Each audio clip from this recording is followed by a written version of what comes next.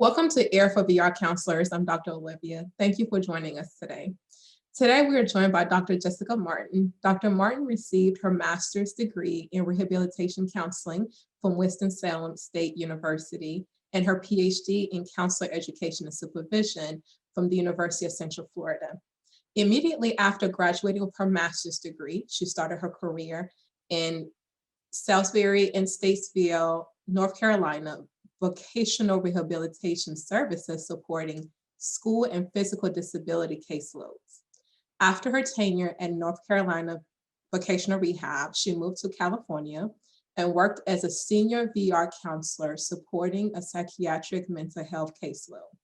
She also has 4 years of insurance experience working with Cigna's disability services as a vocational rehab consultant on the Expert Resources medical team.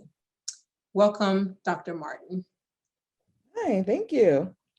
All right, so you clearly have an extensive and impressive resume and profession so far as a VR professional. So can you just tell us a bit more about your journey into the VR world? So my journey as a VR professional started I would say before I got my master's. And that was due to part of my undergrad degree in sociology required to do some volunteer work. And so I did volunteer work with a place called Little Willie Center in Greenville, North Carolina, where you worked with children, mostly Black children, children of color with disabilities, who are also low income. And so I've really found that work to be very rewarding and refreshing, and it kind of shaped, some of the interests that I had afterwards. So when I finished my bachelor's degree, I didn't really have a job, and I was looking for some opportunities. And a friend of mine suggested the rehab counseling program at Winston-Salem State, and I'll tell you, I had no idea what rehab counseling was too, by the way.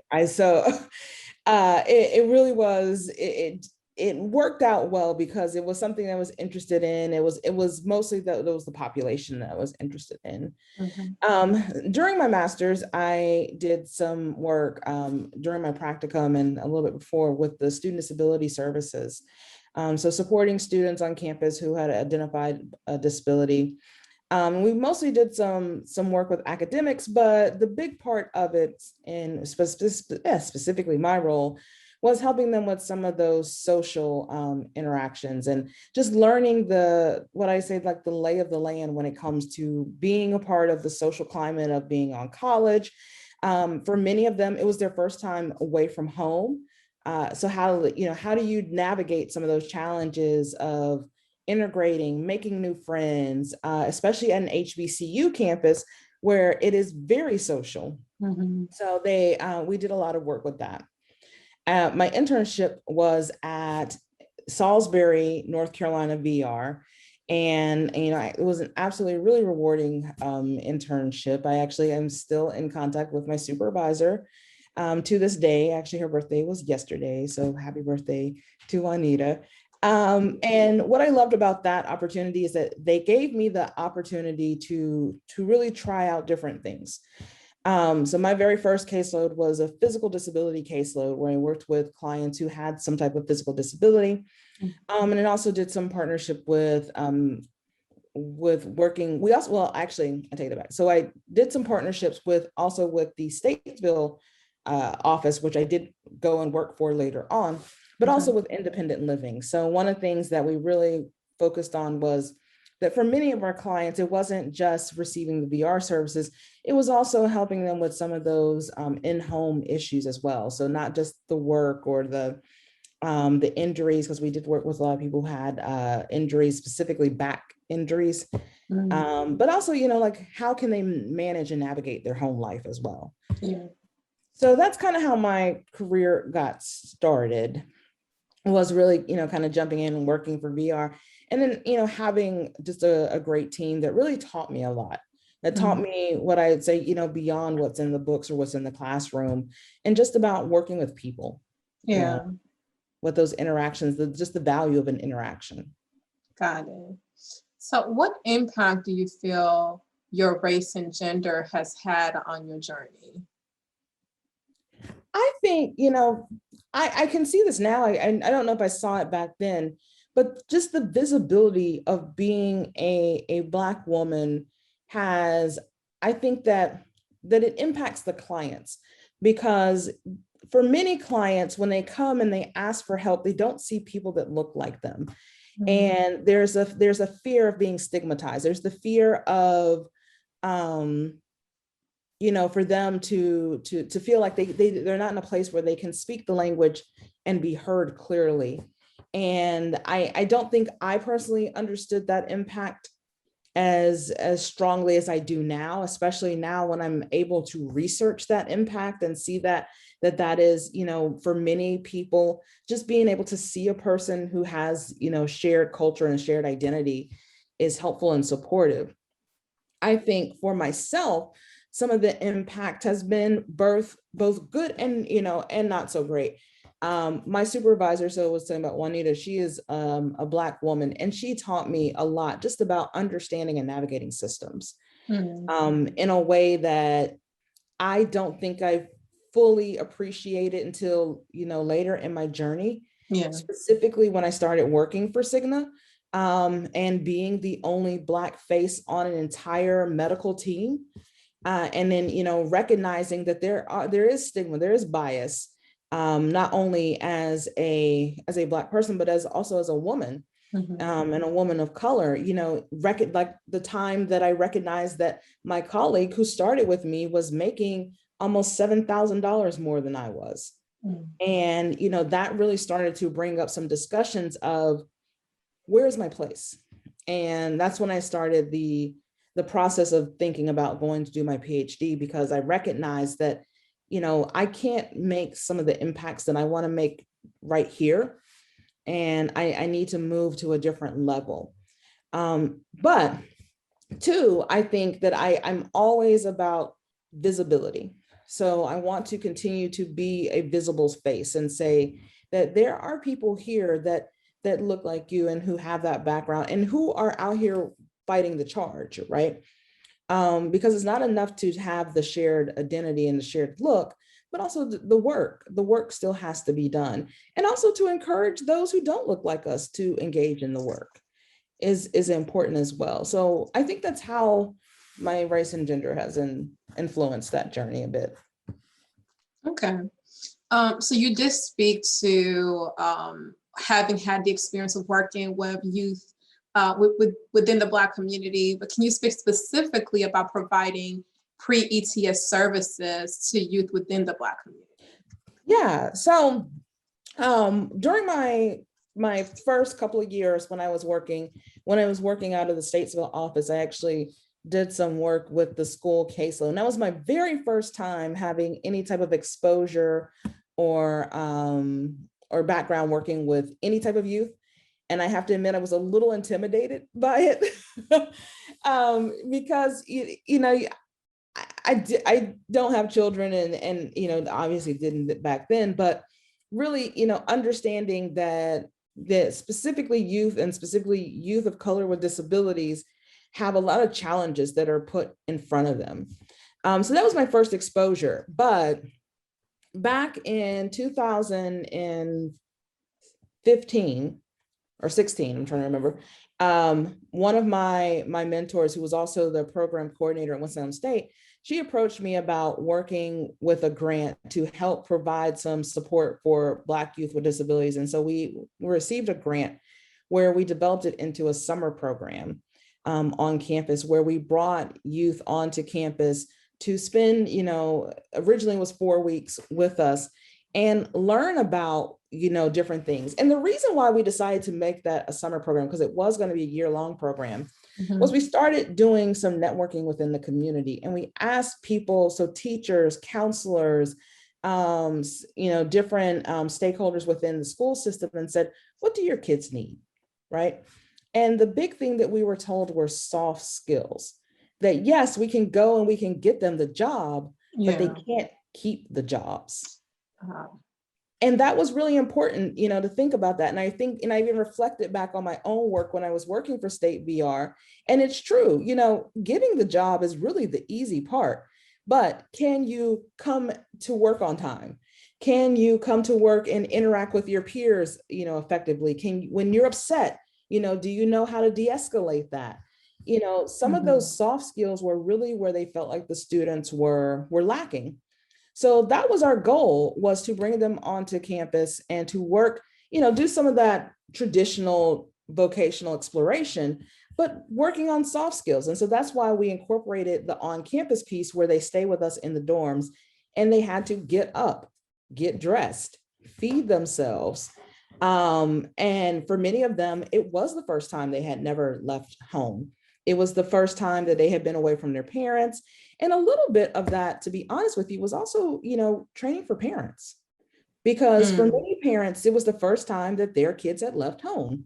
So they really did not know how to break that bond. And I felt like this was a soft break, because the kids were only like 10 miles down the road. And I would get phone calls. I remember one parent in particular, she would text me all the time, and I was like, he's fine. He's having pizza. He's interacting, because and I understand it. She was afraid that he was going to get picked on, but they're in a circle of their peers. Yeah. And so for many of them, that social environment really helped them to come out their shell a bit, because they were in this, I won't say protected environment, because it really was, they were on college campus, they were interacting with other peers who did not meet the criteria for a program, but they also were able to be among themselves and just really have a place where they weren't mothered or fathered on top of. And so one of the things that we also focused on too was just exposure to careers that were non-traditional. So STEM careers, specifically STEAM careers. So also art-based careers. Because one of the things that we started to recognize as we looked at our program is that when we talk about those long-term effects of career and maintaining career, is that it has to be creative and it has to be flexible, because that's what our clients need.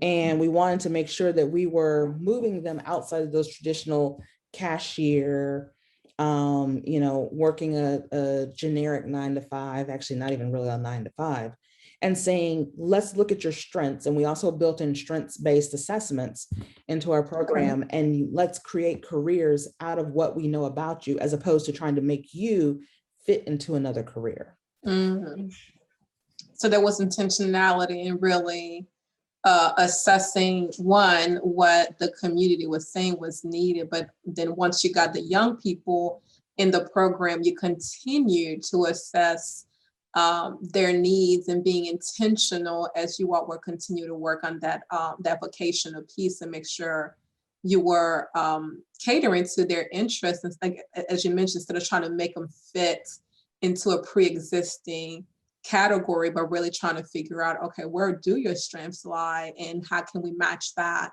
with work opportunities that's going to ultimately help sustain the longevity of you being involved there, instead of, again, just trying to force something to happen. Right. I mean, and if you think about it, that's the model that we use with everyone else. So when kids come to school and they say, I want to be this, that, and the other, and we move and we help support them toward what their strengths are. But, when it comes to youth with disabilities, we say, this is what you can do. And that's enough.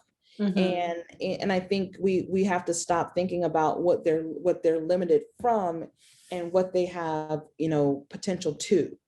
Exactly.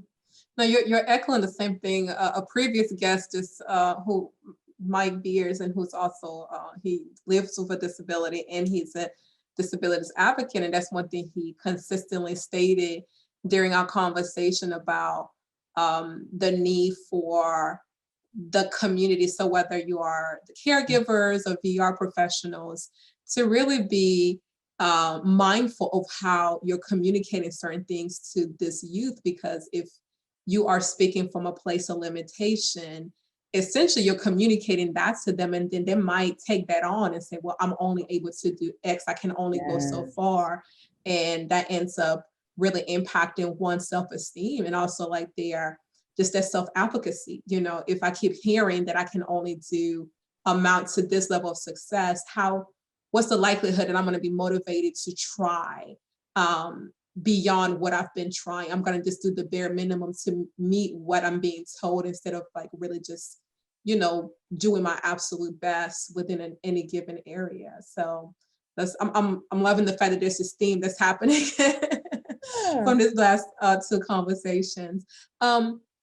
So yes, just sticking with the youth within the Black community, what are some unique experiences that you have seen that this population encounters as they're going through this pre-ETS services? Yeah, so I think the biggest one is the limitation of resources. Um, and for example, when I think about some of the youth that I've worked with, the first thing is you have to think about the impact of tradition and culture and on their own development. So for example, for a lot of my kids, that their first immediate need is the need for income. And so, whereas say you may have other children who, you know, are not Black or who don't have income issues, they have an opportunity to explore jobs, to volunteer. Volunteering is just not an option for many of my youth. So when they turn 15, sometimes even 14, they have to go and get a job to make income, to bring home, to help out the home. Mm-hmm.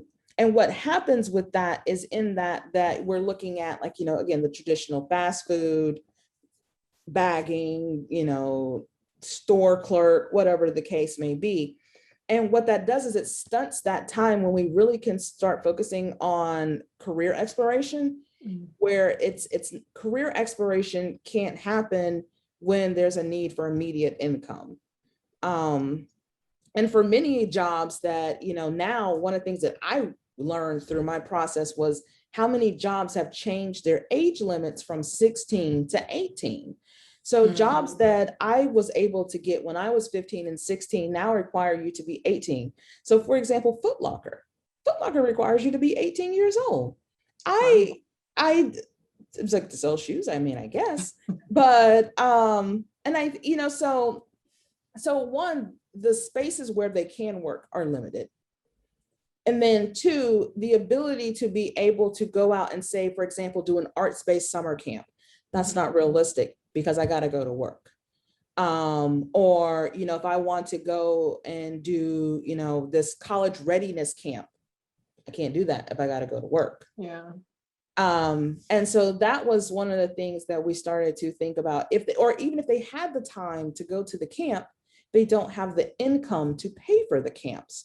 So many of these camps are, I mean, thousands of dollars. I was really surprised and shocked at the cost of camp. And I mean, I understand it, having run one, that, you know, one food by itself, a few $1,000s.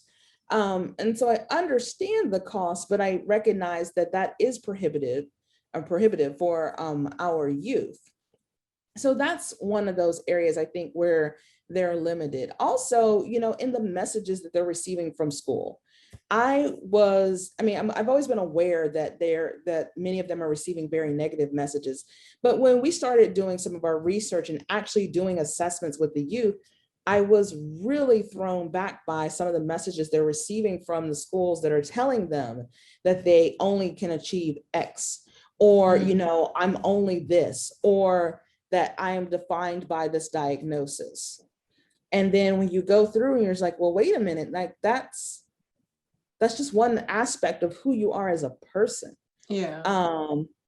You know, I can't do math, so I can't go be a nurse.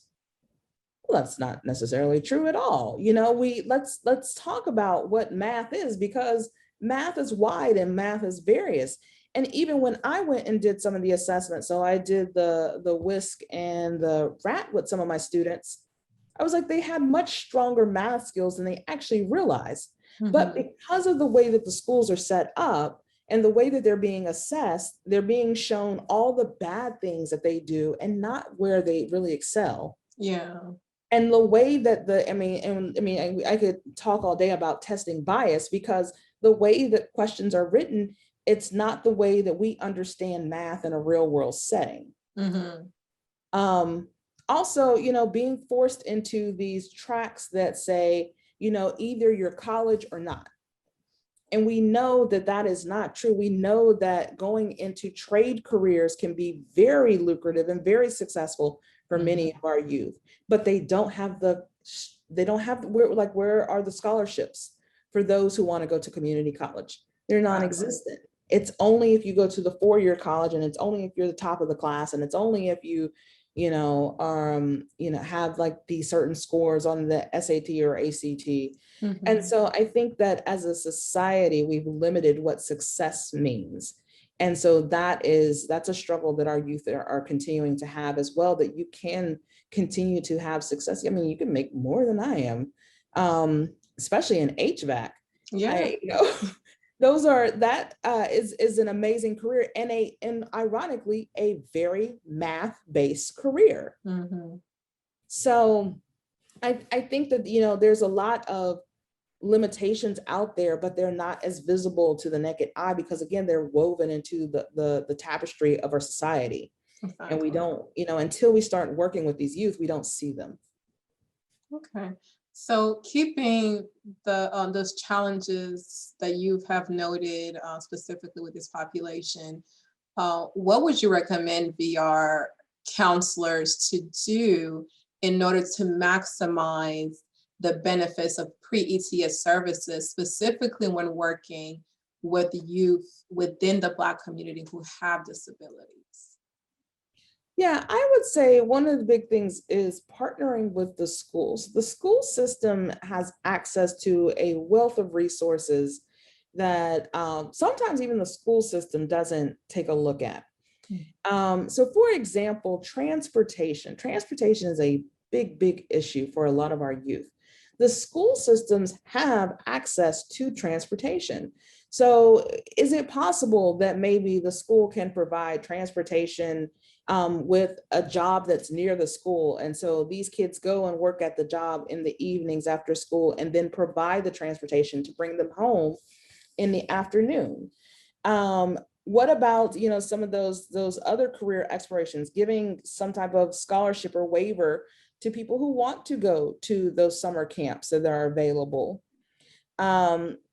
I also think too, the bigger thing is expanding the idea of what career means, expanding the idea of what it means to support them.